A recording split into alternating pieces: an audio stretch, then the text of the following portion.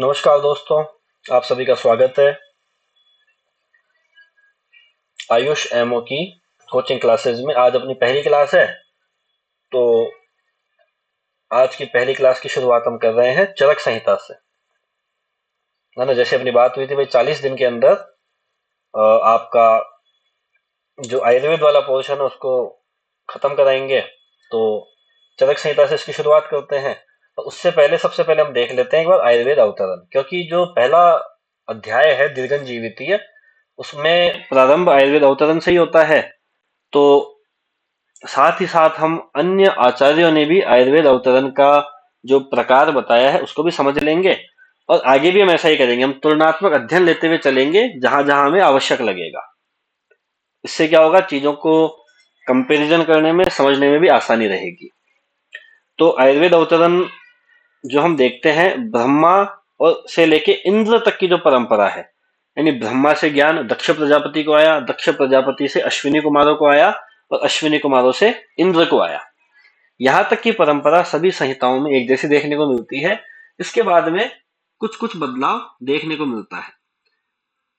तो जो भी संहिताकार थे, उन्होंने अपने प्रमुख आचार्यों को इंद्र से ज्ञान प्राप्त करने वाला बताया है।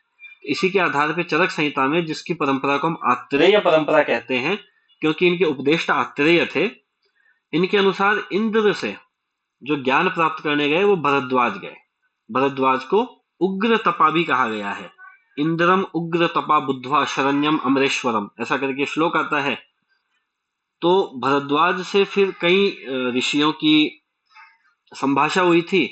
उन सभी ऋषियों को इन्होंने ज्ञान दिया। तो इनमें से आत्रेय पुनर्वसु ने अपने 6 शिष्यों को, अग्निवेश, भेल, जतुकर्ण, पाराशर, हारित और क्षारपानी, इन सबको इन्होंने आयुर्वेद का उपदेश दिया।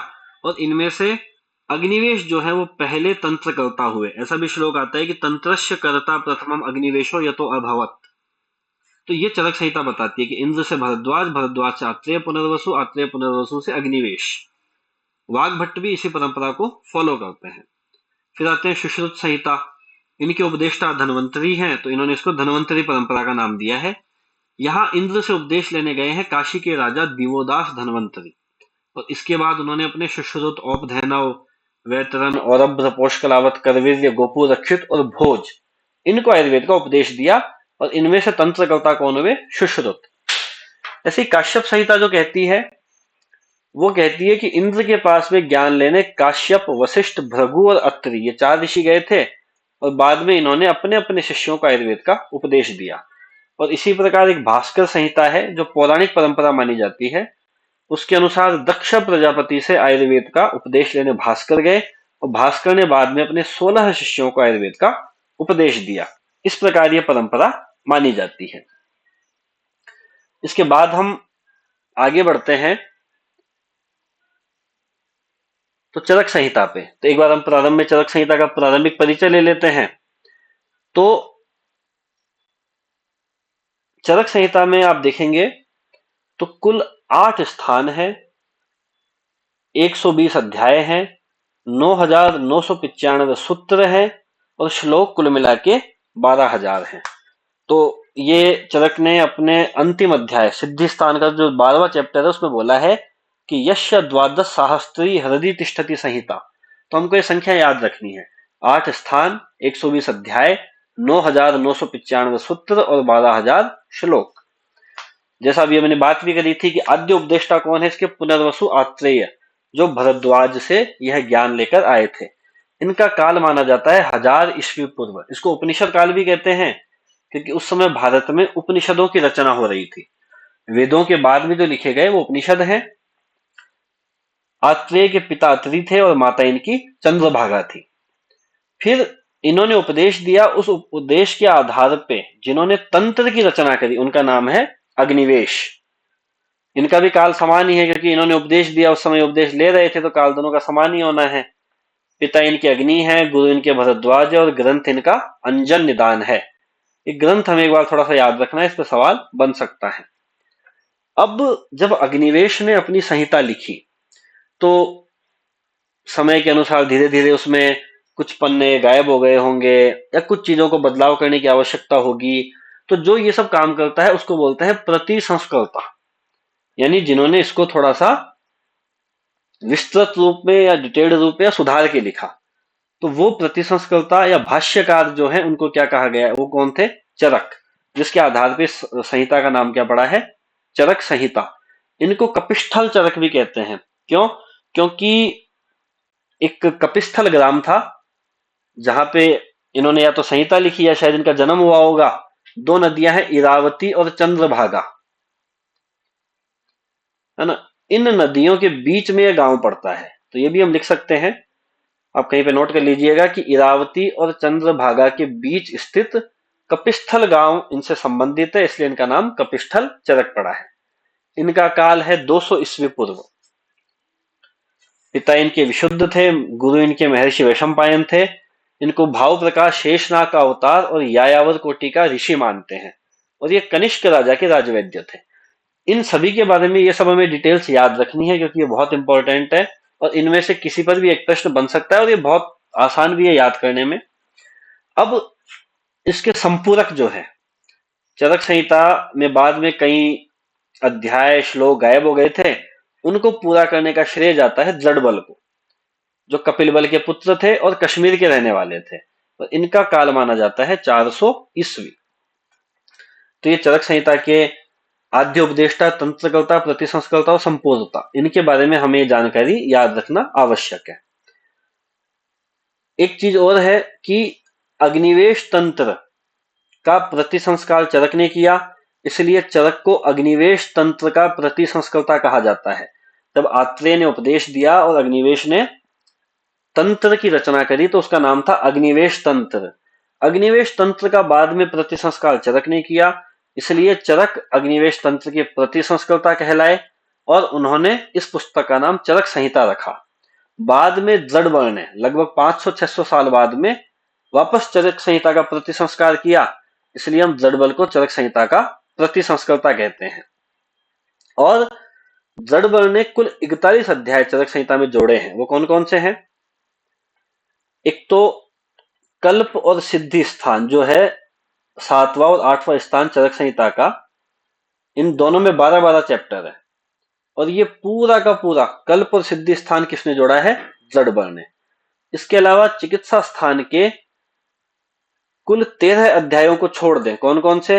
रसायन, वाजीकरण, मदात्य, इसके अलावा ज्वर, रक्तपित्त, गुल्म, प्रमेह, कुष्ठ, राजयक्ष्मा, अर्श, अतिसार, द्विवर्णी और विसर्प, इन 13 अध्यायों को छोड़ के बाकी के जो 17 अध्याय बचते हैं वो भी जड़बल ने लिखे हैं।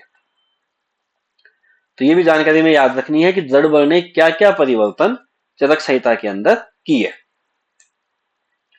आगे हम देखें तो कुछ एक ये डिटेल है चरक संहिता के स्थानों की, कि चरक संहिता में कुल 8 स्थान जो हमने बताए हैं, सूत्र, निदान, विमान, शारीर, इंद्रिय, चिकित्सा, कल्प और सिद्धि, और ये इनमें अध्याय हैं। सूत्र में 30, निदान में 8, विमान में 8, शारीर में 8, इंद्रिय में 12, चिकित्सा में 30, कल्प में 12 और सिद्धि में 12। धीरे धीरे जैसे जैसे हम पढ़ेंगे हमें सारे स्थानों के अध्यायों के नाम भी याद हो जाएंगे। एक इनके पर्याय है जो बहुत महत्वपूर्ण है। इनमें से भी जो ज्यादा महत्वपूर्ण है मैंने उनको यहाँ पे बोल्ड कर दिया है। जैसे सूत्र स्थान को श्लोक स्थान, निदान को रोग, विमान को प्रमाण, शारीर को आश्रय, इंद्रिय को अरिष्ट, चिकित्सा को रहस्य और सिद्ध स्थान को दिव्य स्थान भी कहते हैं। तो ये भी हमें याद करना है, ये हमारे लिए महत्वपूर्ण है। सीधा सीधा प्रश्न पूछा जा सकता है कि आश्रय स्थान निम्न में से किस स्थान का पर्याय है, या निदान, विमान, शारीर में क्रमशः कितने कितने अध्याय हैं। तो इस प्रकार से प्रश्न पूछे जा सकते हैं, इसलिए हमें इनको भी याद रखना है। अगला आता है चरक संहिता पे लिखी गई टीकाएं। इनको देखिए, एक इस तरह से याद करना थोड़ा सा मुश्किल होगा, इसलिए आप क्या कीजिएगा, जैसे ये पेज है ना, तो रोज इस पेज को हमको सुबह उठते ही आप आदत बना लीजिए कि एक बार मुझे सुबह उठते ही बस केवल इनका पाठ करना है। जैसे हम हनुमान चालीसा या फिर कोई आरती वगैरह बोलते हैं तो डेली बोलने से वो हमें याद हो जाती है। तो ऐसी जितनी भी चीजें हैं जो हमें याद करनी है और एक बार में याद नहीं हो सकती, बार बार हमें उनका रिवीजन करना पड़ेगा। तो आपके पास में इनका पेज है, ये पेज आप निकाल लीजिए और सुबह पहले बस उठते ही सबसे पहला काम कि एक बार ये जो 18 नाम है ये हमको बस पढ़ने हैं, है ना। याद करने की कोशिश मत कीजिए, आप एक बार सुबह एक बार शाम को इनको पढ़िए, 5-6 दिन में आपको एकदम अच्छे से याद हो जाएंगे। काल इतना महत्वपूर्ण नहीं है, काल को आप अवॉइड भी कर सकते हैं। और इनमें से जो भी महत्वपूर्ण टीकाएं हैं उनको मैंने बोर्ड कर दिया है। जैसे चरक न्यास भट्टार हरिश्चंद्र ने लिखी है, चरक पंजिका स्वामी कुमार ने, निरंतर पद व्याख्या जेजट, बृहत तंत्र प्रदीप नरदत्त, चरक चंद्रिका गयदास, आयुर्वेद दीपिका चक्रपाणी जो बहुत महत्वपूर्ण टीका है, चरक तत्व प्रदीपिका शिवदास सेन, चरकोपस्कार योगिंद्र नाथ सेन और जल्प कल्प तरु गंगाधर राय, ये भी बहुत इंपॉर्टेंट टीका है। तो याद अपने को सारी ही करनी है, कोशिश यही करनी है, लेकिन फिर भी मैंने जो जो बोल्ड किए हैं इनको तो बहुत महत्वपूर्ण हमें याद करना ही है। ये 3 हिंदी टीकाएं हैं जो अभी वर्तमान में भी चलती है, जैसे सविमर्श विद्योतिनी, चरक चंद्रिका और वैद्य मनोरमा। ये तो अभी आमतौर पे सभी महाविद्यालयों में यही पढ़ाई जा रही है, काशीनाथ पांडे और गोरखनाथ शास्त्री की। तो ये भी हमारे लिए महत्वपूर्ण है। तो ये कुल 18 टीकाएं हैं चरक संहिता पे। इसके अलावा भी कुछ टीकाएं हैं, पर मैंने जो महत्वपूर्ण है केवल उन्हीं को यहाँ पे लिया है, और ये हमें याद होनी ही चाहिए। पूरी संभावना है कि जितनी भी संहिताएं हैं उनकी टीकाओं पर 1 या 2 प्रश्न बन सकते हैं। एक चीज और है, फैक्ट है जो हमें याद रखना है कि चरक संहिता में कुल 1950 औषध योग बताए हैं, जिनमें से 1600 योग चिकित्सा स्थान में वर्णित है। तो ये हो गया, हमने थोड़ा सा चरक संहिता का इतिहास देखा, उसकी टीकाएं देखी और आयुर्वेद अवतरण के बारे में देखा। अब हम प्रॉपर चरक संहिता शुरू करने वाले हैं। आप ये भी कर सकते हैं कि साथ में चरक संहिता भी चाहें तो लेके बैठ सकते हैं, बाकी मुझे उसकी आवश्यकता नहीं लगती है, क्योंकि मैंने जो भी महत्वपूर्ण श्लोक थे, महत्वपूर्ण रेफरेंसेस थे, वो सब नोट्स में डाल दिए हैं। बाकी आपकी इच्छा हो तो आप चरक संहिता भी लेके बैठ सकते हैं, उसमें कोई आपत्ति की बात नहीं है। देखिए, सूत्र स्थान में कुल 30 अध्याय है। उन 30 अध्यायों को 2 भागों में बांटा है। एक तो चतुष्क यानी 4 का सेट, और जो लास्ट में 2 चैप्टर बन गए उनको बोला गया है संग्रह द्वय। तो जो चतुष्क है 7 इंटू 4, तो 28 चैप्टर तो ये हो गए, प्लस 2 चैप्टर आपके संग्रह द्वय के। ऐसे चरक संहिता में कुल 30 अध्याय हैं। उन 7 चतुष्कों के नाम क्या क्या है? भेषज, स्वास्थ्य, निर्देश, कल्पना, रोग, योजना और अन्नपान, है ना। हर एक में 4-4 चैप्टर है। इनको एक आप ट्रिक से भी याद रख सकते हैं, BSNL क्रिया। इसमें B से हो गया भेषज, S से हो गया स्वास्थ्य, N से निर्देश, L इसमें कोई काम का नहीं है, K से हो गया कल्पना, R से हो गया रोग, I भी इसमें कोई काम का नहीं है, Y से हो गया योजना और A से हो गया अन्नपान। इस प्रकार से 7 चतुष्क हैं, और अंतिम जो 2 अध्याय हैं उनको ऊपर ने क्या बोला है? संग्रह द्वय। अब पहले अध्याय से हम शुरू करते हैं, दीर्घन जीविती अध्याय। ये तो आप जानते ही होंगे कि चरक संहिता में जितने भी अध्याय हैं वो जहां से जो उनका पहला श्लोक होता है उसके आधार पे अध्याय का नाम रखा गया है। जैसे पहला अध्याय शुरू होता है, दीर्घम जीवितम अनुविच्छन भरद्वाज उपागमत, इंद्रम उग्र तपा बुद्ध्वा शरण्यम अमरेश्वरम। तो इसलिए इसका नाम, चूंकि दीर्घम उग्र तपा, सॉरी दीर्घ जीवितम अनुविच्छन यहां से शुरू हो रहा है, इसलिए इसका नाम क्या दिया है? दीर्घन जीवितीय अध्याय। तो शुरू में आयुर्वेद अवतरण का जिक्र है, जिसकी हम बात कर ही चुके हैं। चरक संहिता में कई संभाषाएं हुई है। संभाषाएं मतलब ऋषि लोग आपस में बैठ के चर्चा विचार विमर्श किया करते थे, जिनको क्या बोला गया है? संभाषा। तो कुल चरक संहिता में 7 संभाषाएं हुई है। ये आप कहीं नोट कर लीजिए कि चरक संहिता में कुल 7 संभाषाओं का जिक्र मिलता है। ये 7 संभाषाएं कहां कहां है? तो सूत्र स्थान में हमें 4 संभाषाएं मिलेगी,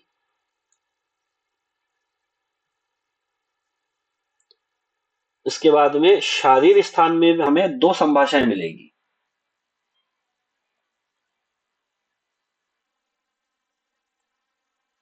और एक संभाषा में मिलती है अंतिम स्थान सिद्धि स्थान में।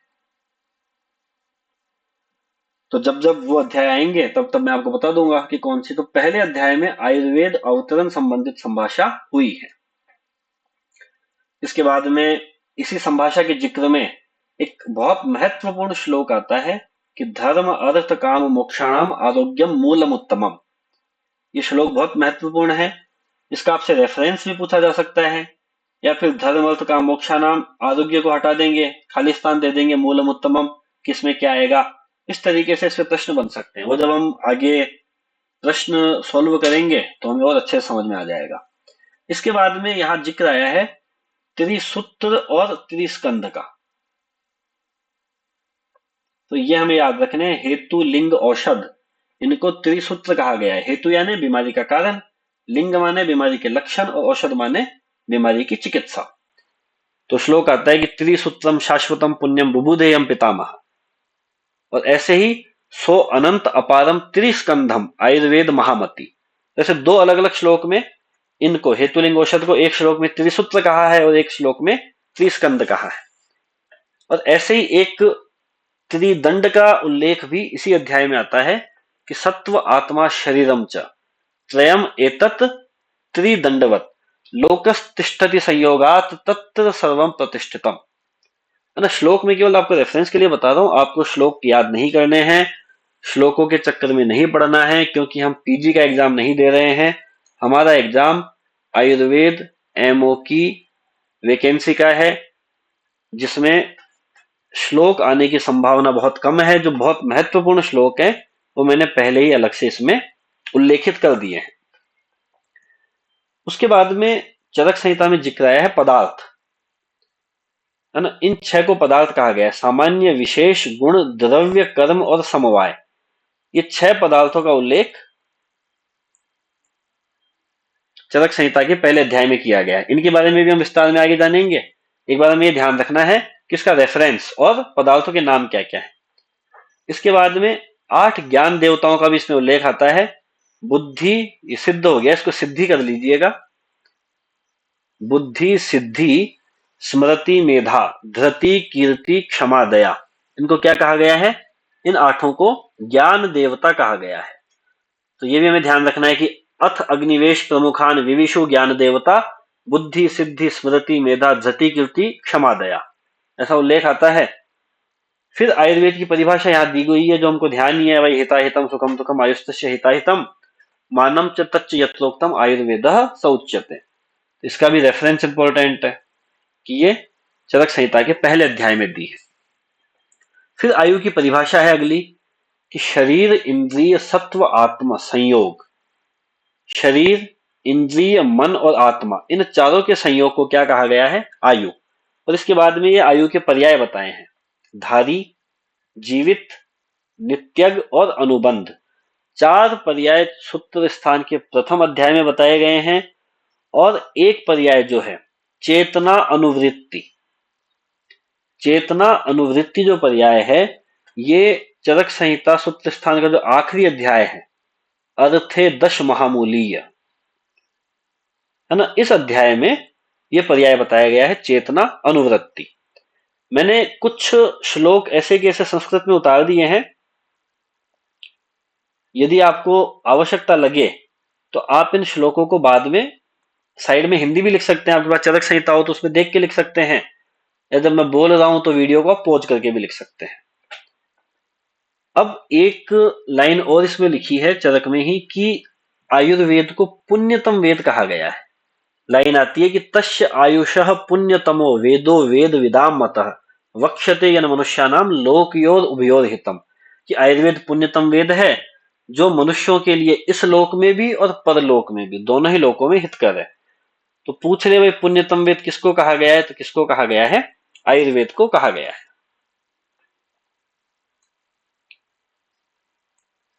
अब जो जिक्र आता है षट पदार्थों का, उसको हम थोड़ा डिटेल में देख लेते हैं। मैंने चरक संहिता के बाहर भी जहां जहां मेरे को आवश्यकता पड़ी है उन संहिताओं का रेफरेंस यहां पे लिया है। तो देखो, जो चरक का क्रम है वो तो क्या है? सामान्य, विशेष, गुण, द्रव्य, कर्म और समवाय। ये चरक संहिता का क्रम है, ये क्रम भी हमको ध्यान रखना है। मैंने ऊपर इसी क्रम में लिखा है कि सामान्यम च विशेषम च गुणान द्रव्यानि कर्म च समवायम च तत् ज्ञात्वा तंत्रोक्तम विधिमास्थिता। लेकिन ये जो हम सामान्यतः जब हमने पदार्थ विज्ञान पढ़े होंगे, हमें याद भी होगा तो इस क्रम में याद होगा कि द्रव्य गुण कर्म सामान्य विशेष और समवाय, ये जो क्रम है ये बताया गया है वैशेषिक दर्शन के द्वारा। तो हमें दोनों का क्रम ध्यान रखना है कि ये क्रम वैशेषिक दर्शन का है और ये जो क्रम है वो चरक संहिता का है। तो सबसे पहले देखते हैं द्रव्य। तो आप द्रव्य की परिभाषा की बात करोगे तो यत्र आश्रिता कर्म गुणा कारणम समवायी यत्र तद द्रव्यम, ये परिभाषा है कि जिसके आश्रित कर्म और गुण होते हैं और जो किसी का समवायी कारण है उसको क्या कहा गया है, द्रव्य। अभी अपन डिटेल में नहीं जाएंगे इसका अर्थ क्या होता है, कैसे इसमें कर्म गुणाश्रित होते हैं, कैसे ये किसी कारण का समवायी होता है ना, वो हम सब समझने बैठेंगे तो ये तो बहुत लंबी क्लास हो जाएगी। हमारा उद्देश्य क्या है, परीक्षा को पास करना। ठीक है, कभी हमें पदार्थ विज्ञान की गहराइयों को समझना होगा तो हम उसकी कभी अलग से 1-2 घंटे अलग से क्लास निकाल के उसे समझने की कोशिश करेंगे। अभी के लिए ये परिभाषा में ध्यान रखनी है, यदि याद हो जाए तो अच्छी बात है कि यत् आश्रितः कर्म गुणा कारणम समवायी यत् तद द्रव्यम। क्योंकि परीक्षा में प्रश्न ऐसा पूछ सकते हैं कि आपको यत् आश्रिता कर्म गुणा कारणम समवायी यत्, बस इतना लिख के दे देंगे और पूछ लेंगे भाई ये किसकी परिभाषा है। और ऐसे ही सुश्रुत ने जो इसकी परिभाषा बताई है वो क्या है, मतलब दोनों का एक ही है, बस थोड़ा सा हेर फेर कर दिया कि द्रव्य लक्षणम तु क्रिया गुणवत् समवायी कारणम इति। तो भले ही हमें पूरा श्लोक याद नहीं हो पर ये 2-4 कीवर्ड्स याद हो जाएं कि हाँ कर्म गुण है, कारणम समवायी है, इतना भी हमें याद हो जाएगा तो हमारा काम चल जाएगा। अब आते हैं द्रव्यों के प्रकार। तो द्रव्यों के प्रकार जो हैं उसको 2 भागों में बांटा है, एक तो कारण और एक कार्य। कारण द्रव्य होते हैं जो दिखाई नहीं देते, इंद्रियों से परे हैं, इनको बोला जाता है नित्य द्रव्य, जो कभी खत्म नहीं होंगे। और ऐसे कार्य द्रव्य होते हैं जो अनित्य होते हैं, यानी जो जिनके समाप्त होने की संभावना रहती है, जो लंबे समय तक नहीं चलेंगे, कभी ना कभी इनका अंतिम समय आएगा। तो कारण द्रव्य बताए हैं 9। कौन कौन से, खादिन्यात्मा मनः कालो दिशश्च द्रव्य संग्रह है। इसका मतलब क्या है, देखो पहला है खादी, यानी ख प्लस आदि। ख का मतलब होता है आकाश। तो जो हमारे पंच महाभूत है, आकाश, वायु, अग्नि, जल और पृथ्वी, 5 तो हो गए ये, इनको क्या बोला गया है, खादी।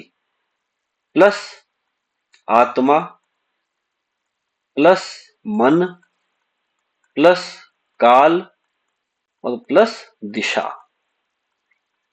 तो 5 ख आदि और 4 ये आत्मा, मन, काल और दिशा, ऐसा मिला के कुल 9 कारण द्रव्य माने गए हैं।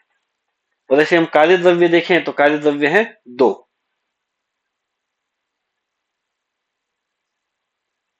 एक तो सइंद्रिय चेतन द्रव्य और एक निरिंद्रिय यानी अचेतन।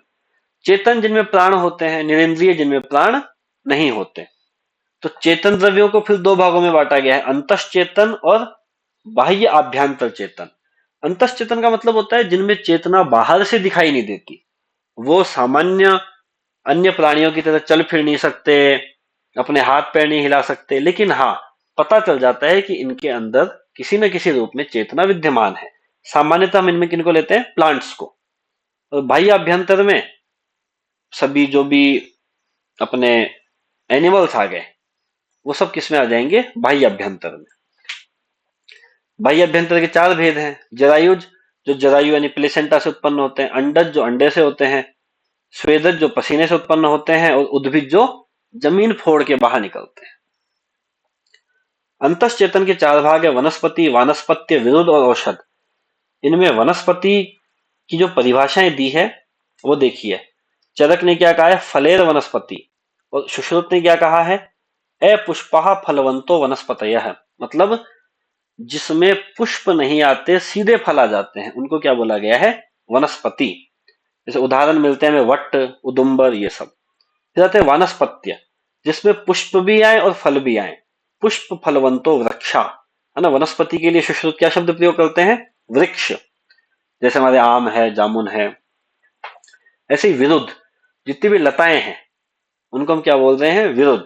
प्रताने विरुद्ध, प्रतान वत्स स्तंभिन्यश्च विरुद्ध है, ये सुश्रुत ने कहा है।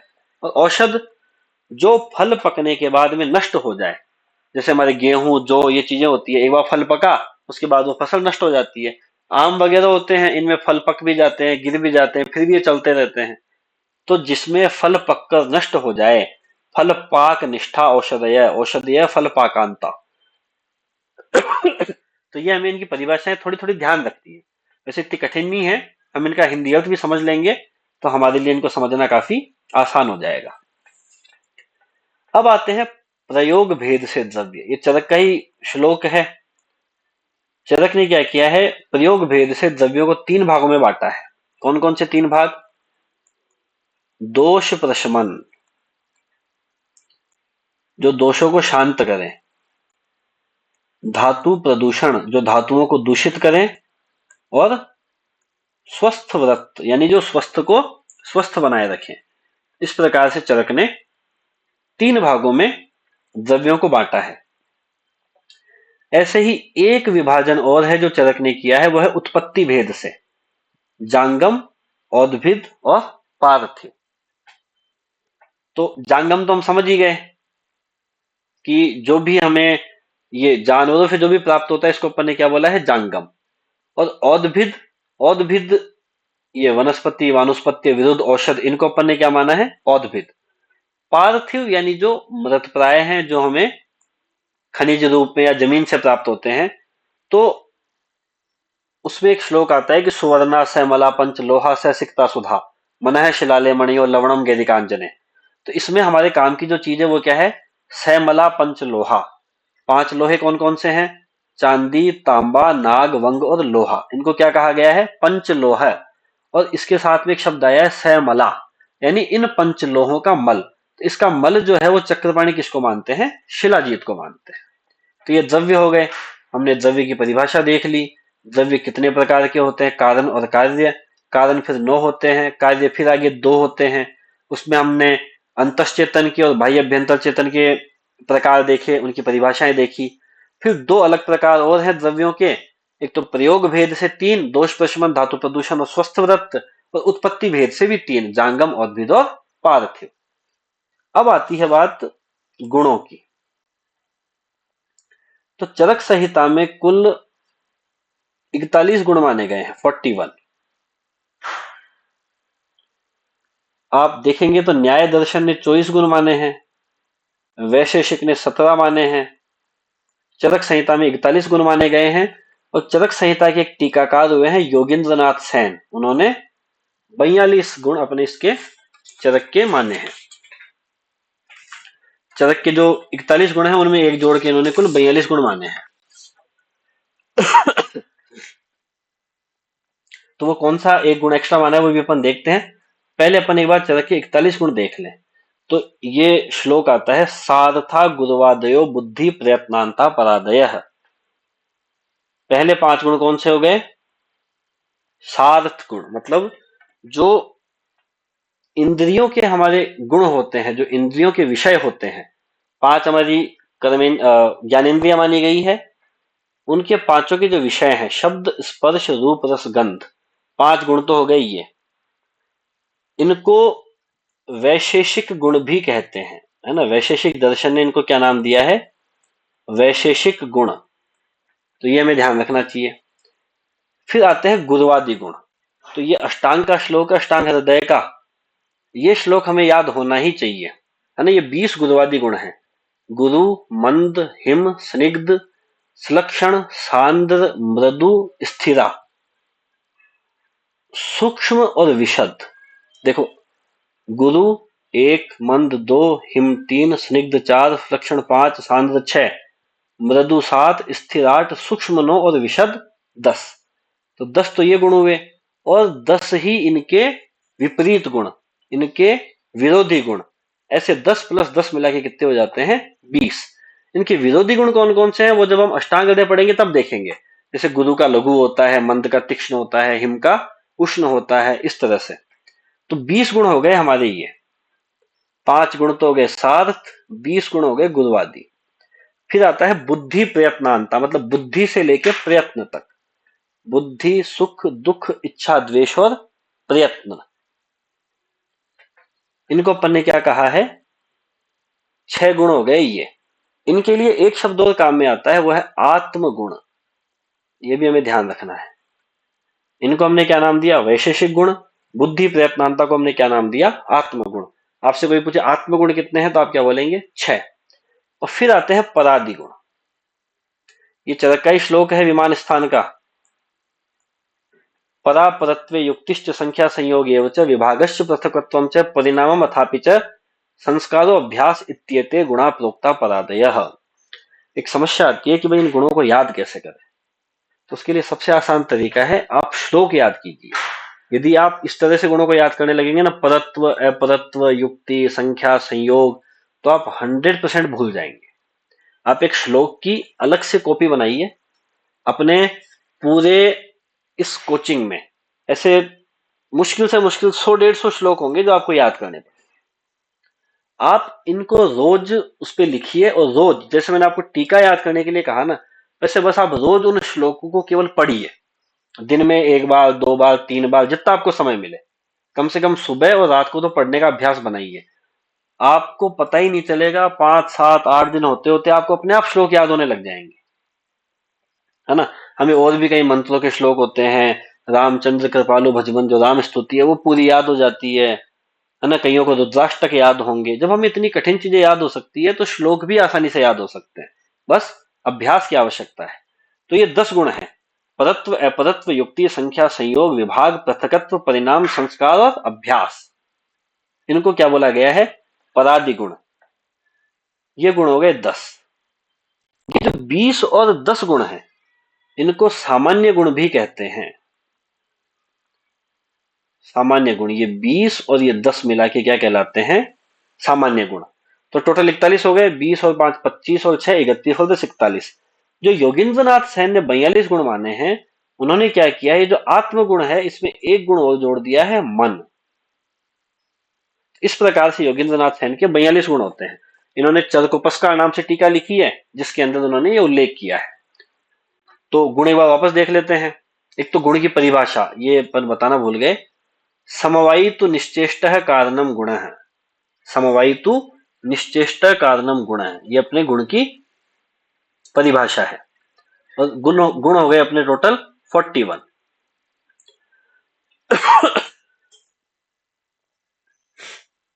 इनमें से आत्मगुण 6 हैं, वैशेषिक गुण 5 है और सामान्य गुण 30 है। आप इसको इन 3 भागों में भी बांट सकते हैं। और सार्थ गुण 5, गुरुवादि गुण 20, बुद्धि प्रयत्नांता 6 और परादि गुण 10। इस प्रकार से भी आप इनको बांट सकते हैं।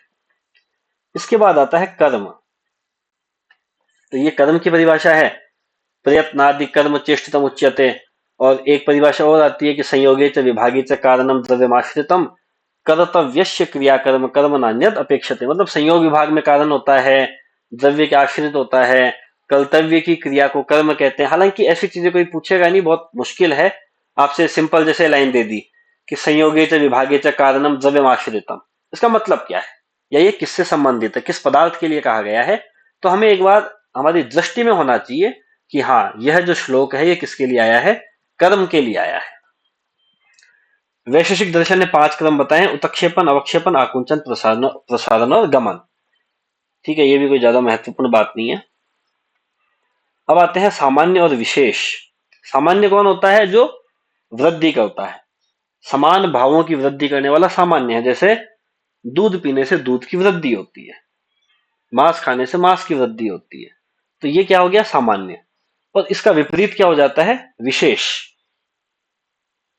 कि वातनाशक पदार्थों का सेवन करेंगे तो वात का शमन हो जाएगा। तो ये क्या हो गया? विशेष गुण हो गया। तो ये हमें ध्यान रखना है कि सर्वदा सर्व भावानाम सामान्यम वृद्धि कारणम और ह्रास हेतु विशेषश्च। ऐसे सामान्य एक करने वाला है, विशेष अलग करने वाला है। जहां समानता दिखे वहां सामान्य है, और जहां विपरीत दिखे वो विशेष। समवाय, बस समवाय की हमें परिभाषा याद रख लेनी है कि समवायो पृथक भावो भूम्यादि नाम गुणे मत स नित्यो यत्र ही द्रव्यम न तत्र नियतो गुण। ठीक है।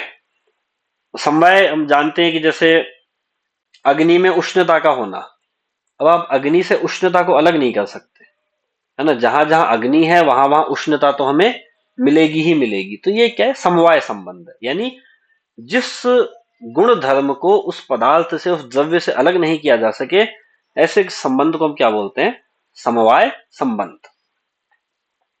तो ये हमारे षट पदार्थों की बात हुई। अब चरक ने कहा है कि मैं जो ये लिख रहा हूं पुस्तक चरक संहिता, या जो इसका उद्देश्य क्या है, तो इसका उद्देश्य उन्होंने क्या बताया है कि धातु साम्य क्रिया चौक्ता तंत्रस्य अस्य प्रयोजनम। किस तंत्र का प्रयोजन क्या है, धातुओं का साम्य करना। तो ये में ध्यान रखना है कि आयुर्वेद का प्रयोजन चरक सूत्र स्थान में क्या बताया गया है, धातु साम्य। उसके बाद वो बताते हैं कि व्याधियों के दो आश्रय हैं, द्वय आश्रयानाम व्याधि नाम। कौन कौन से, शरीर और मन, यानी बीमारी कहां लगेगी, शरीर में या फिर मन में।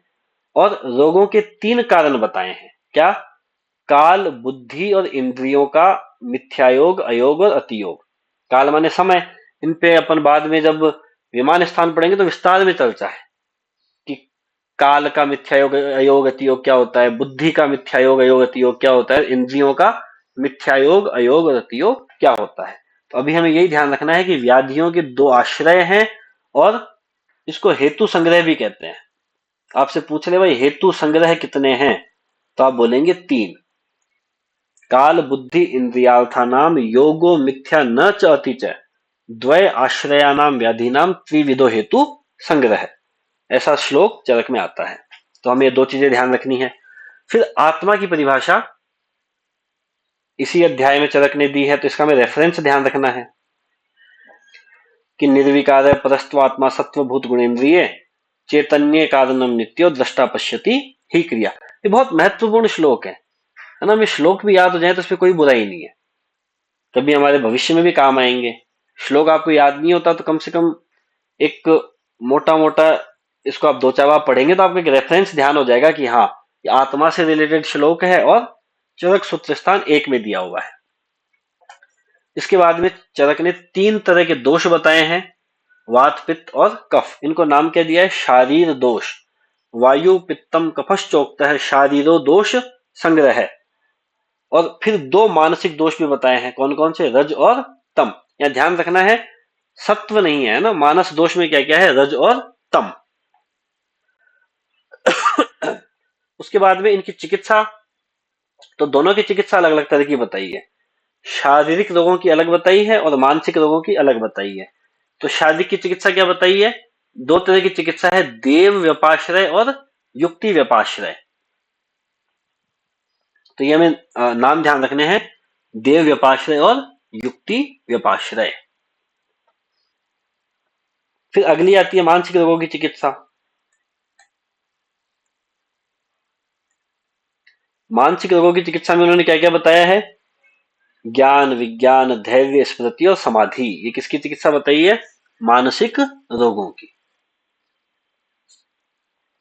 आगे वात, पित्त और कफ, इनको लक्षण भी कह सकते हैं, इनको गुण भी कह सकते हैं। तो रुक्ष, शीत, लघु, सूक्ष्म, चलत, विशदखर है। पित्त का सस्नेह, उष्ण, तीक्ष्ण, द्रवम, अम्लम, सरम, कटु। और कफ का गुरु, शीत, मृदु, स्निग्ध, मधुर, स्थिर, पिच्छिला।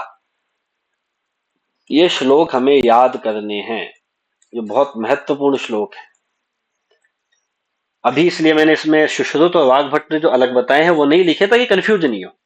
एक बार आप चरक के अच्छे से याद कर लें, फिर जो सुश्रुत और वाग्भट्ट के अनुसार इस पे चेंज होगा वो हम बाद में देख लेंगे। तो एक बार आपको तीनों के लक्षण वात, पित्त और कफ को याद करने ही हैं। फिर उल्लेख किया है चरक ने रस का। तो ये रस की निरुक्ति है, रसनार्थो रस है, यानी जो हमारे जीव द्वारा जो विषय ग्राह्य किया जाता है उसका नाम क्या है, रस है। जीव जिसका स्वाद लेती है वो क्या है, रस है। इसमें ये दो चीजें बहुत महत्वपूर्ण है। पहला क्या कि रस की निवृत्ति में, निवृत्ति का मतलब अभिव्यक्ति, रस का जो हमें पता चलता है कि रस है, ये किस कारण है, जल और पृथ्वी महाभूतों के कारण। और कौन सा रस है, इसको हम बोलते हैं विशेष ज्ञान, या इसके लिए एक शब्द और आता है, हाँ यही आता है, निवृत्तो च विशेषे च प्रत्याखाद्यस्त्रय। ये श्लोक आता है तो निवृत्ति यानी विशेष ज्ञान में कौन कौन से तीन महाभूत कारण है? वायु, आकाश और अग्नि। रस है, इसका पता किससे चलेगा? जल पृथ्वी से। कौन सा रस है, इसका पता किससे चलेगा? वायु, आकाश और अग्नि से। षड रस कौन कौन से हैं वो हम जानते ही हैं, मधुर, अम्ल, लवण, कटु, तिक्त, कषाय। अष्टांग हृदय ने कटु रस के लिए उषण और लवण रस के लिए पटु शब्द का प्रयोग किया है। ये जो श्लोक है ये भी याद होना चाहिए, क्योंकि इस एक श्लोक के याद होने से कौन सा रस कौन से दोष को प्रकोपित करता है या शमन करता है वो आराम से याद हो जाता है। ये भी अपने अष्टांग हृदय का ही श्लोक है। क्या है? तत्र आध्या मारुतम घनंती, मतलब जो पहले के तीन हैं वो क्या करते हैं? वात को कम करते हैं। इसका मतलब ये, और लास्ट के जो हैं ये किसको कम करते हैं? कफ को। और कषाय, तिक्त, मधुरा ये किसको कम करते हैं? पित्त को। ठीक है। तत्व आध्या, आध्य का मतलब प्रारंभ के तीन। प्रारंभ के तीन कौन से हैं? मधुर, अम्ल, लवण। ये किसको कम करेंगे? वात को। जो दूसरे अंतिम तीन है कटु, तिक्त, कषाय, ये किसको कम करेंगे? कफ को। और कषाय, तिक्त, मधुर ये किसको कम करेंगे? पित्त को। तो इसका मतलब ये तीन यदि वात को कम कर रहे हैं तो जो तीन बच गए यानी कटु, तिक्त, कषाय वो क्या करेंगे? वात को बढ़ाएंगे। अंतिम तीन यदि कफ को कम कर रहे हैं तो जो तीन बच गए यानी मधुर, अम्ल, लवण वो क्या करेंगे? कफ को बढ़ाएंगे। और ऐसे ही कषाय, तिक्त, मधुर यदि पित्त को कम कर रहे हैं तो जो तीन रस बच गए अम्ल, लवण और कटु वो पित्त को बढ़ाएंगे। तो इस एक श्लोक को याद करने से ये सारी चीजें हमें याद हो जाती है।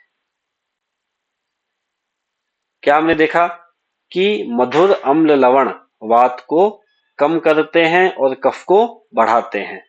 कटु, तिक्त, कषाय कफ को कम करते हैं और वात को बढ़ाते हैं। कषाय, तिक्त और मधुर ये पित्त को कम करते हैं और अम्ल, लवण और कटु ये पित्त को बढ़ाते हैं। महत्वपूर्ण है, प्रश्न बनने की पूरी संभावना रहती है। अब कुछ द्रव्यों का चरक संहिता में वर्णन है, हमें उन द्रव्यों को याद करने की जरूरत नहीं है, केवल उनकी संख्या से हमारा काम चल जाएगा। समय बचेगा बाद में तो हम इनको याद भी करने की कोशिश करेंगे, बाकी इनको याद करना कॉस्ट बेनिफिट जो रेशियो है ना वो नहीं के बराबर है, इसलिए हम केवल इनकी संख्या याद करेंगे। तो मूलिनी कितने हैं? 16, जिनकी मूल काम में आती है। फलिनी कितने हैं? 19, यानी जिनका फल काम में आता है। महास्नेह 4 बताए हैं, घी, तेल, वसा और मज्जा। 5 तरह के लवण बताए हैं, नमक, सोवलचल, सैंधव, विड, औद्भिद, सामुद्र। रस तरंगिनी ने भी 5 ही लवण बताए हैं, बस उन्होंने औद्भिद के स्थान पे किसका नाम दे दिया? रोमक। 8 तरह के मूत्र बताए हैं, अविमूत्रम, अजामूत्रम। इसका श्लोक याद करने की आवश्यकता नहीं है, बस श्लोक याद करते हैं तो उससे थोड़ा आसानी से याद हो जाता है, नहीं तो आप ऐसे भी याद कर सकते हैं। अवी माने भेड़, अजा माने बकरी, गोमूत्र यानी गाय, माहिष यानी भैंस, हस्ती हाथी, ऊंट, है माने घोड़ा और खर माने गधा। ये 8 तरह के मूत्र बताए हैं। मूत्रों में प्रधान रस कटु होता है और अनुरस लवण होता है। प्रधान रस का मतलब जैसे अपन ने कोई चीज सेवन की तो जो उसका प्रधान रस आ रहा है वो कटु है, बाद में जो फील हो रहा है वो उसका अनुरस है। ये लाइनों का हमें रेफरेंस ध्यान रखना है कि ये मूत्र के गुण बताए हैं। श्लोक भले याद नहीं हो, एक आइडिया रहे कि एक तो पांडु रोग उपसृष्टा नाम उत्तमम शर्म च उच्यते, मानो पांडु रोगों में मूत्र को बहुत बढ़िया बताया है ना। अष्टमूत्र की बात है, अलग अलग मूत्रों की हम बात नहीं कर रहे, ओवरऑल सारे मूत्रों के गुण है। श्लेषमानम शमयेत, कफ का शमन करते हैं। मारुतम च अनुलोमयेत, वायु का अनुलोमन करते हैं। कर्षेत पित्तम अधोभागम, और पित्त को नीचे की ओर खींच के निकालते हैं। ऐसे 8 दुग्ध भी बताए हैं, इसमें भेड़ है, बकरी है, गाय है, भैंस है। ये तो ऊपर वाले सेम ही हो गए। ऊंट का भी बताया है और नागिनाम, नागिनाम मतलब हथिनी का है ना, यहाँ नागिनी है मतलब इसका मतलब है हथिनी। वड़वाया, वड़वाया मतलब घोड़ी का। गधे की जगह यहाँ पे स्त्री दुग्ध का जिक्र आता है, तो बाकी सब सेम है, केवल खर की जगह यहाँ पे स्त्रिया इस शब्द का प्रयोग किया गया है। अब आते हैं 6 वृक्ष अलग से बताए हैं जो शोधन के काम आते हैं। ये हमारे लिए इंपॉर्टेंट है, ये याद होने चाहिए। इनमें से 3 का तो काम में आता है क्षीर यानी दुग्ध, और 3 की काम में आती है त्वचा, छाल। तो जिन जिनका दुग्ध काम में आता है वो है अर्क, स्नूही और अश्मंतक। इनमें अर्क का काम हम वमन विरेचन के लिए करते हैं, स्नूही का विरेचन के लिए और अश्मंतक का वमन के लिए। ऐसे ही जो 3 वृक्ष जिनकी छाल काम में आती है वो क्या है, पूतीक, कृष्णगंधा और तिलवक। इसमें पूतीक और तिलवक का प्रयोग विरेचन के लिए होता है, और कृष्णगंधा का प्रयोग परिशर्प, शोथ, अर्श, दद्रु, विद्रदी, गंड, कुष्ठ, अलर्जी आदि रोगों में होता है ना। सारे रोगों के नाम याद करने की आवश्यकता नहीं है, बस आपको ये ध्यान रहे कि वमन विरेचन की जगह इनका प्रयोग कुछ रोगों के लिए कहा गया है। तो ये हमारा पहला अध्याय जो है वो समाप्त हुआ है। इसी प्रकार से हम अब ऐसे आप चरक संहिता में यदि देखने जाओगे ना तो पहला अध्याय बहुत बड़ा है, लेकिन हम इसी प्रकार से जो बहुत ज्यादा काम की चीजें होंगी, जिनकी परीक्षा में आने की पूरी संभावना है, उनको पढ़ते हुए कोर्स को लेके चलेंगे तो बहुत आसानी से और बहुत कम नोट्स में और बहुत कम समय में हमारा कोर्स आसानी से खत्म हो जाएगा। बस मैंने जो ये नोट्स लिखे हैं आप इनको एकदम ध्यान से पढ़ें, इनमें से आप किसी चीज को नहीं छोड़ें। यदि इनमें से भी आप विकल्प ढूंढेंगे तो फिर थोड़ी सी समस्या होना स्वाभाविक है।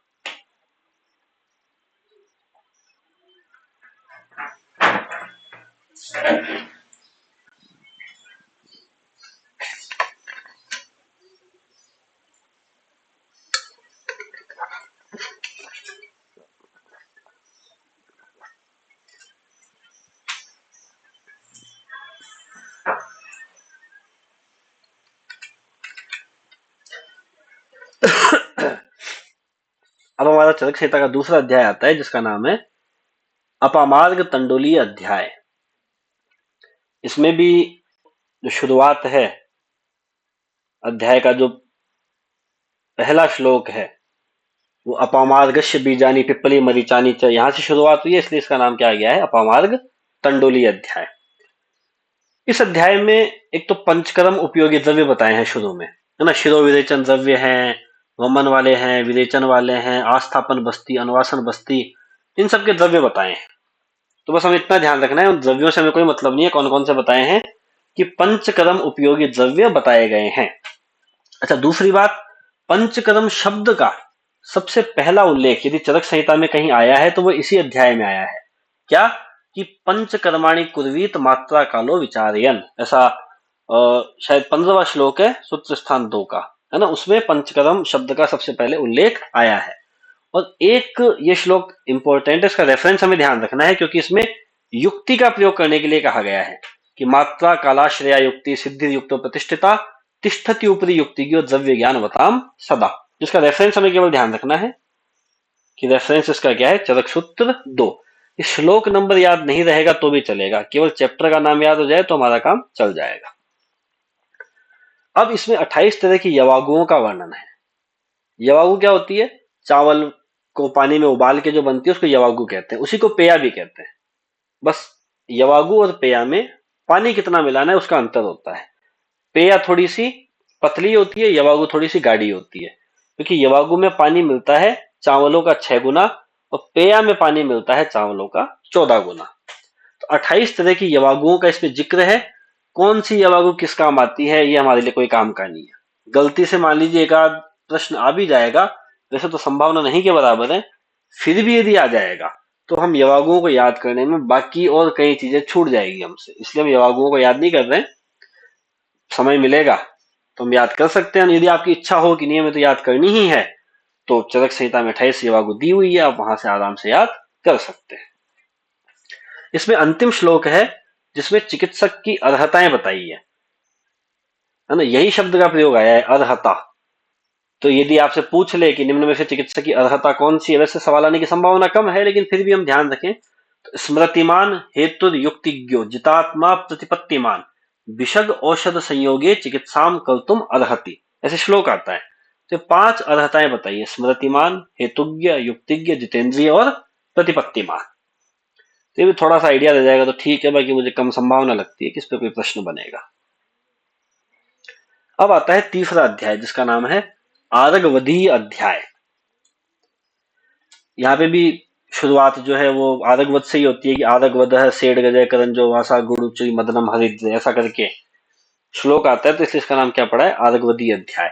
इस अध्याय में क्या बताए हैं, कुष्ठ रोगों के लिए और अन्य त्वचा के रोगों के लिए 32 तरह के चूर्ण, लेप या प्रदेह बताए हैं। इनमें क्या अंतर होता है, थोड़ा बेसिक सा अंतर होता है इनके अवशोषण को लेके, कौन थोड़ा गाढ़ा है कौन थोड़ा पतला है। सुश्रुत जब हम पढ़ेंगे तब इसके बारे में हम पढ़ेंगे, इसलिए मैंने भी एक बार यहाँ पे इसका अलग अलग जो अंतर होता है वो मैंने आपको नहीं बताया है। तो कुल 32, सवाल सीधा क्या आएगा कि चरक ने सिद्धतम चूर्ण लेप प्रदेह की संख्या कितनी बताई है, आप उसमें टिक कर देंगे 32। इन 32 में एक श्वेदहर प्रघर्ष भी है, ये थोड़ा अलग है तो इसलिए अपन ने इसको अलग से लिख दिया है कि 32 लेपों में से एक क्या है, श्वेदहर प्रघर्ष। और इनमें शुरू में 6 योग बताए हैं जो कुष्ठ को हरते हैं। इनमें भावना देने को कहा है किसकी, गोपित्त की। गोपित्त किसको कहते हैं, गोरोचन को। तो बस हमें इस अध्याय में केवल इतनी ही बातें ध्यान रखनी है। इसके बाद आता है हमारा चौथा अध्याय चरक संहिता का, जिसका नाम है षड विरेचन शताश्रिती अध्याय। इसमें भी खूब सारी औषधियां बताई है। आपने देखा होगा भाई चरक संहिता की जो चारों चैप्टर है इनमें औषधियों ही औषधियों का जिक्र है, इसीलिए इस चतुष्क का नाम क्या पड़ा है, भेषज चतुष्क या औषध चतुष्क। इसमें देखो कौन कौन सी, सबसे पहले वमन विरेचन के 600 योग बताए हैं। इसमें वमन के हैं 355, विरेचन के हैं 245। और ये किस किस औषधि से बनते हैं उनकी संख्या हमें थोड़ी याद रखनी पड़ेगी। मदन फल से 133, जीमूतक से 39, इक्ष्वाकु से 45, धामार्गव से 60, वत्सक से 18 और कृतवेदन से 60। ऐसे विरेचन योग श्यामा त्रिव्रत से 110, चतुरंगुल से 12, तिलवक से 16, सुनुही से 20, सप्तला शंखिनी से 39 और दंती दमंती से 48। 6 बताए हैं विरेचन योगों के आश्रय, कि विरेचन के जो योग बनते हैं वो किस किस से बन सकते हैं। तो क्षीर, मूल, त्वक, पत्र, पुष्प और फल। जैसे इसमें कंद नहीं आया है ना, आपको ऑप्शन देके एक में कंद डाल देगा, बाकी 3 इनमें से डाल देगा और पूछ लेगा कि विरेचन योगों के आश्रय निम्न में से कौन सा नहीं है या कौन कौन से हैं। ऐसे ही कषायों की योनिया, तो अपने जो 5 रस है, मधुर, अम्ल, कटु, तिक्त और कषाय, यानी लवण रस को जो छोड़ के 5 अन्य रस बचे उनको कषायों की योनिया कहा गया है। कैसे, जैसे मधुर कषाय, अम्ल कषाय, कटु कषाय, तिक्त कषाय और कषाय कषाय। इसका मतलब लवण कषाय नहीं होता। आपको देंगे भाई निम्न में से कौन सा गलत है और नाम दे देंगे मधुर कषाय, अम्ल कषाय, लवण कषाय और कटु कषाय, तो आप क्या टिक करेंगे, वे लवण कषाय, क्योंकि लवण कषाय नहीं होता। अब आती है पंचविध कषाय कल्पनाएं। तो ये हम जानते हैं स्वरस, कल्क, क्वाथ, शीत और फांट, ये हमें इसी क्रम में याद रखनी है। सबसे पहले स्वरस, उसके बाद में कल्क, उसके बाद में श्रित, उसके बाद में शीत और उसके बाद में फांट। इनमें सबसे अधिक बलशाली कौन है, स्वरस। मतलब सबसे पावरफुल, सबसे ताकत, सबसे ज्यादा बल किसमें होगा, स्वरस में होगा। फिर कल्क उससे कम, श्रत उससे कम, शीत उससे कम, फांट सबसे कम बल वाला होगा। तो ये हमें ध्यान रखना है, स्वरस सर्वाधिक है, फांट सबसे कम है और ये कम है, स्वरस, कल्क, श्रत, शीत और फांट। एक साथ में एक श्लोक और लिखा हुआ है, ये कषाय कल्पना जो होती है वो व्याधि और आतुर इनके बल को देख के दी जानी चाहिए। सुश्रुत ने 6 कल्पनाएं बताई है, उन्होंने क्षीर को और इसमें जोड़ दिया है, बाकी क्रम सेम है, बस क्षीर सबसे पहले आ गया है। तो यहाँ पे भी क्षीर क्या होगा, सबसे ज्यादा बलवान होगा या सबसे ज्यादा गुरु होगा। फांट क्या होगा, सबसे लघु होगा। यही बात यहाँ बताई है। कि उत्तरोत्तर लघु होते जाते हैं। क्षीर, रस, कल्क, श्रित, शीत और फान। चक्रपाणि ने इन सबकी परिभाषा दी है। आपको परिभाषाएं देखनी हो तो चरक संहिता में आपको मिल जाएगी। जो स्वरस की है कि यंत्र निष्पीड़िता द्रव्यात रस स्वरस उच्यते, ऐसे कल्क की है यह पिंडो रसपिष्टा नाम सकल्क परिकीर्तित है। तो वो इतनी महत्वपूर्ण नहीं है, इसलिए मैंने इनको यहाँ पे नहीं लिखा है। अब आते हैं हमारे 50 महाकषाय, 500 कषाय और 10 कषाय वर्ग। तो ये क्या है, देखो कुल 50 महाकषाय हैं, जैसे आपने नाम सुने होंगे, जीवनीय, भृंगणीय, है ना, लेखनीय, ऐसे वेदना स्थापन और स्तन्य जनन, ऐसे 50 महाकषाय। ये 10-10 औषधियों का एक वर्ग है। इनको क्या बोला गया, महाकषाय। हर महाकषाय में 10 औषधियों का जिक्र है। इसमें भी 10 है, इसमें भी 10 है, इसमें भी 10 है, तो ये टोटल 50 है। हर एक में 10 है। यदि आप 50 को 10 से गुणा करोगे तो कितना हो जाएगा, 500। मतलब 50 तो है महाकषाय, और इनके अंदर जो प्लांट्स का, औषधियों का जिक्र है वो कितनी है, 500। इनको क्या नाम दिया गया है, कषाय। तो इसमें हम कंफ्यूज नहीं हो, महाकषाय कितने हैं, 500। कषाय कितने हैं, सॉरी, महाकषाय कितने हैं, 50। कषाय कितने हैं, 500। इसके अलावा 10 कषाय वर्ग भी हैं, है ना। ये थोड़ा सा हम ध्यान रखें कि इनको भी कुछ वर्गों में बांटा गया है। जैसे जीवनीय में इतने महाकषाय आएंगे, किसी वर्ग में जैसे 6 महाकषाय हैं, कंडुग्न है उसमें 4 हैं। तो ऐसे इन 50 महाकषायों को भी अलग अलग 10 भागों में बांटा है। तो उसको अपन ने क्या नाम दिया है, 10 कषाय वर्ग। अब वो किसने किसको कितने में कैसे बांटा है वो हमारे लिए इंपॉर्टेंट नहीं है। जैसे जीवनीय, भृंगणीय, लेखनीय, भेदनीय, संधानीय और दीपनीय, इनको मिला के 6 का एक बना दिया। फिर बल्य, वर्ण्य, कंठ्य, हृदय, इन 4 को मिला के एक बना दिया। सप्तिग्न, अर्शोग्न, कुष्ठग्न, कंडुग्न, कृमिग्न, विषग्न, इन 6 को मिला के एक बना दिया। ऐसे कुल मिला के 10 कषाय वर्ग हैं। तो बस हमें संख्या ध्यान रखनी है, महाकषाय कितने, 50, कषाय कितने, 500, कषाय वर्ग कितने, 10। और ये एक श्लोक चरक ने इस अध्याय में लिखा है, रसा लवण वर्ज्याश्च कषाया इति संगीता, कि लवण को छोड़कर अन्य जितने भी रस हैं उनको क्या कहा गया है, कषाय कहा गया है। ये बात अपन ऊपर भी कर चुके हैं। इस प्रकार आज हमने भेषज चतुष्क को समाप्त किया।